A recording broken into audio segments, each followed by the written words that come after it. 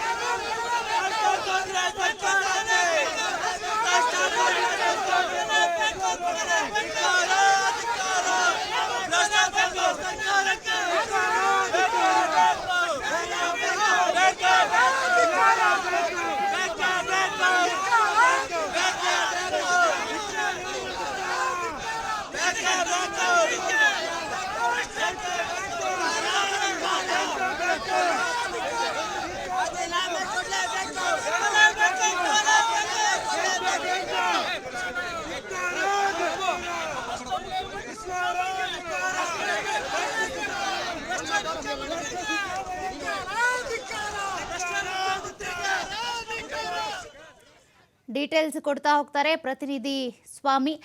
ಈಗಾಗಲೇ ಕಾವೇರಿ ನಿವಾಸದತ್ತ ಬಿಜೆಪಿ ನಾಯಕರು ಬೀಡ್ ಬಿಟ್ಟಿದ್ದಾರೆ. ಸಿದ್ದರಾಮಯ್ಯನವರ ರಾಜೀನಾಮೆಗೆ ಆಗ್ರಹಿಸಿ ಪ್ರತಿಭಟನೆಗಳನ್ನ ಮಾಡ್ತಿದ್ದಾರೆ. ಕೆಲವರನ್ನ ವಶಕ್ಕೆ ಕೂಡ ಪಡ್ಕೊಂಡಿದ್ದಾರೆ ಪೊಲೀಸರು. ಯಾರ್ಯಾರನ್ನು ವಶಕ್ಕೆ ಪಡ್ಕೊಂಡಿದ್ದಾರೆ ಮತ್ತೆ ಇವರ ಹೋರಾಟ ಪ್ರತಿಭಟನೆ ಎಲ್ಲಿವರೆಗೂ ಅಂತ?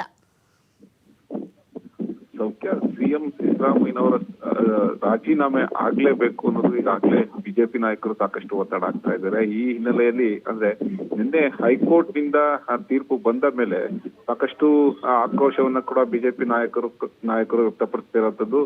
ಸಿಎಂ ರಾಜೀನಾಮೆ ಕೊಡ್ಲೇಬೇಕು ಎಂಬ ಪಟ್ಟನ್ನ ಹಿಡಿದಿರುವಂತದ್ದು. ಈ ಹಿನ್ನೆಲೆಯಲ್ಲಿ ಇವತ್ತು ಸಿಎಂ ಸರ್ಕಾರಿ ನಿವಾಸ ಕಾವೇರಿ ಮುತ್ತಿಗೆ ಹಾಕೋದಕ್ಕೆ ಬಿಜೆಪಿ ಕಾರ್ಯಕರ್ತರು ಯತ್ನಿಸಿದ್ರು.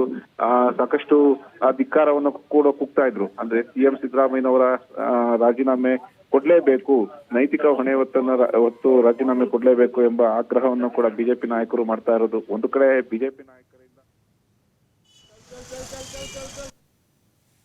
ಮತ್ತೊಂದು ಕಡೆ ಕಾರ್ಯಕರ್ತರು ಸಿಎಂ ಮನೆ ನಿವಾಸಕ್ಕೆ ಮುತ್ತಿಗೆ ಹಾಕೋದಕ್ಕೆ ಪ್ರಯತ್ನ ಪಟ್ಟಿರುವಂತದ್ದು. ಒಟ್ಟಿನಲ್ಲಿ ಮೂಡ ಹಗರಣಕ್ಕೆ ಸಂಬಂಧಪಟ್ಟಂತೆ ಸಿಎಂ ಸಿದ್ದರಾಮಯ್ಯನವರು ನೈತಿಕ ಹೊಣೆ ಹೊರಬೇಕು. ಜೊತೆಗೆ ರಾಜ್ಯಪಾಲರು ಕೊಟ್ಟಿರುವಂತಹ ಒಂದು ಪ್ರಾಸಿಕ್ಯೂಷನ್ಗೆ ಅನುಮತಿ ಕೊಟ್ಟಿದ್ದಕ್ಕೆ ಹೈಕೋರ್ಟ್ ಅದನ್ನ ತೀರ್ಪನ್ನ ಎತ್ತಿ ಹಿಡಿದಿರೋದ್ರಿಂದ ಇದೆಲ್ಲ ನೋಡ್ಕೊಂಡು ಸಿಎಂ ಸಿದ್ದರಾಮಯ್ಯನವರು ನೈತಿಕ ಹೊಣೆ ಹೊತ್ತು ರಾಜೀನಾಮೆ ಕೊಡ್ಲೇಬೇಕು ಅನ್ನೋದು ಕೂಡ ವಿಪಕ್ಷ ನಾಯಕರು ಸಾಕಷ್ಟು ಒಂದು ಆಕ್ರೋಶ ಹಾಗೂ ಆಗ್ರಹವನ್ನ ಪಡಿಸ್ತಾ ಇರುವಂತದ್ದು. ಸೌಖ್ಯ. ಥ್ಯಾಂಕ್ ಯು ಸ್ವಾಮಿ ಡೀಟೇಲ್ಸ್ಗೆ. ಕಾಂಗ್ರೆಸ್ ಸರ್ಕಾರಕ್ಕೆ ದಲಿತರ ಹರಾಟ ಲೂಟಿ ಮಾಡಿದಂತ ಕಾಂಗ್ರೆಸ್ ಸರ್ಕಾರಕ್ಕೆ ಸೈಟು ಕಳ್ಳ ಸಿದ್ದರಾಮಯ್ಯಗೆ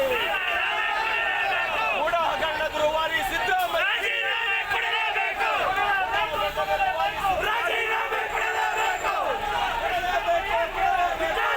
ಮಾಡದಂತ ಕಾಂಗ್ರೆಸ್ ಸರ್ಕಾರಕ್ಕೆ ದಲಿತರ ಹರಾಟ ಲೂಟಿ ಮಾಡಿದಂತ ಕಾಂಗ್ರೆಸ್ ಸರ್ಕಾರಕ್ಕೆ ಸೈಟು ಕಳ್ಳ ಸಿದ್ದರಾಮಯ್ಯಗೆ ಕೂಡ ಹಗರಣದ ರೂವಾರಿ ಸಿದ್ದರಾಮಯ್ಯ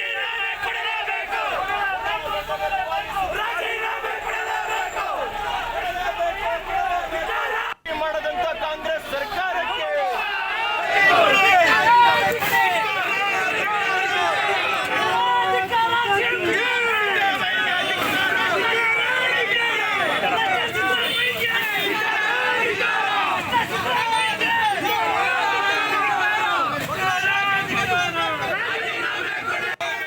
ಉತ್ತರವನ್ನು ನಾವೆಲ್ಲರೂ ಕೇಳಿದ್ದೇವೆ. ನಮಗೆ ಬೇಕಾಗಿರೋದು ರಾಜ್ಯದ ಜನರಿಗೆ ಪ್ರಾಮಾಣಿಕ ಉತ್ತರ. ಪ್ರಾಮಾಣಿಕ ಉತ್ತರವನ್ನು ನೀವು ಕೊಡ್ತಾ ಇಲ್ಲ, ನೀವು ಕೇವಲ ಬುದ್ಧಿವಂತಿಕೆ ಉತ್ತರ ಕೊಡ್ತಾ ಇದ್ದೀರಿ. ಬುದ್ಧಿವಂತಿಕೆ ಉತ್ತರದ ಮೂಲಕ ಕೆಲವರನ್ನು ನಂಬಿಸ್ಬೋದು, ಎಲ್ಲರೂ ನಂಬಿಸೋಕ್ಕಾಗಲ್ಲ. ಆತ್ಮವಂಚನೆ ಮಾಡ್ಕೊಂಡು ಯಾರು ಮಾತಾಡ್ತಾರೆ ಅವರು ಹೆಚ್ಚು ಕಾಲ ನಂಬಿಸೋದಕ್ಕೆ ಸಾಧ್ಯ ಇಲ್ಲ. ನೋಡಿ, ನಾನು ಜ್ಯೋತಿಷ್ಯ ಭವಿಷ್ಯ ಹೇಳೋ ಅಭ್ಯಾಸ ಇಲ್ಲ. ಆದರೆ ಪರಿಸ್ಥಿತಿ ಹೆಂಗಿದೆ ಅಂದರೆ, ಸಿದ್ದರಾಮಯ್ಯನವರು ರಾಜೀನಾಮೆ ಕೊಡಬೇಕಾದಂಥ ಅನಿವಾರ್ಯತೆ ಅವರ ಪಕ್ಷದೊಳಗೆ ಸೃಷ್ಟಿಯಾಗತ್ತೆ, ಅಷ್ಟು ಹೇಳಬಲ್ಲ. ಎಲ್ಲವೂ ಮ್ಯಾಟ್ರ್ ಆಫ್ ಟೈಮು. ಈಗ ICU ಹೋದ ಪೇಷಂಟು ಆಕ್ಸಿಜನ್ ಮೇಲೆ ಬದುಕಿದೆ. ಎಷ್ಟು ಕಾಲ ಆಕ್ಸಿಜನ್ ಇರುತ್ತೆ ಅಷ್ಟು ಕಾಲ ಪೇಷಂಟ್ ಬದುಕಿರುತ್ತೆ. ಆಕ್ಸಿಜನ್ ವಾಪಸ್ ತೆಗಿತಿದ್ದಂಗೆ ಪರ್ಮನೆಂಟಾಗಿ ICU ಅಲ್ಲಿ ಇಡೋಕ್ಕಾಗುತ್ತಾ ನಮ್ಮ ಸರ್ಕಾರನ? ನಮ್ಮ ಸರ್ಕಾರನ ಪರ್ಮನೆಂಟಾಗಿ ICU ಅಲ್ಲಿ ಇಡೋಕ್ಕಾಗಲ್ಲ. ಹಾಗಾಗಿ ರಿಪ್ಲೇಸ್ ಮಾಡಲೇಬೇಕಾಗತ್ತೆ. ಗವರ್ನರ್ನ ಭೇಟಿಯಾದಾಗ ನಿಮಗೆ ಮಾಹಿತಿ ಕೊಡ್ತೀನಿ. ಯಾವಾಗ ಭೇಟಿ ಆಗ್ತೀನೋ ಅವಾಗ ಮಾಹಿತಿ ಕೊಡ್ತೀನಿ. ಅಲ್ಲ ನೋಡಿ, ರೀಡು ನಾವು 2014ರಿಂದಲೂ ರೀಡು ವಿರುದ್ಧ ಹಿಂದೆ ಇದ್ದೇವೆ. ನಮ್ಮ ಹೋರಾಟದ, ಭಾರತೀಯ ಜನತಾ ಪಾರ್ಟಿಯ ಹೋರಾಟದ ಪರಿಣಾಮವಾಗಿಯೇ ನ್ಯಾಯಮೂರ್ತಿ ಕೆಂಪಣ್ಣ ಆಯೋಗವನ್ನು ರಚನೆ ಮಾಡಿದ್ದು. ನಮ್ಮ ಹೋರಾಟದ ಪರಿಣಾಮ. ಅವತ್ತು ಸನ್ಮಾನ್ಯ ಸಿದ್ದರಾಮಯ್ಯನವರು ಹೇಳಿದ ಮಾತು ನಿಮಗೆ ನೆನಪಿರಬೇಕು. ನಾವು ಒಂದೇ ಒಂದು ಎಕರೆನೂ ಕೂಡ ಡಿನೋಟಿಫಿಕೇಶನ್ ಮಾಡಿಲ್ಲ ಅಂತ ಹೇಳಿದರು. 880 ಎಕರೆ denotification in the name of redo ಮಾಡಿದ್ದಾರೆ. ರೀಡು ಹೆಸರಿನಲ್ಲಿ ಹೊಸ ಬಳಕೆ ಆ ಪದವೇ ಪರಿಚಯ ಇರಲಿಲ್ಲ. ಡಿನೋಟಿಫಿಕೇಶನ್ ಅನ್ನೋ ಪದವನ್ನು ಬಳಸದೆ ಡಿನೋಟಿಫಿಕೇಶನ್ ಮಾಡಿದ್ದಾರೆ. ನಿಮ್ಮ ಬುದ್ಧಿವಂತಿಕೆ ಉತ್ತರವನ್ನು ನಾವು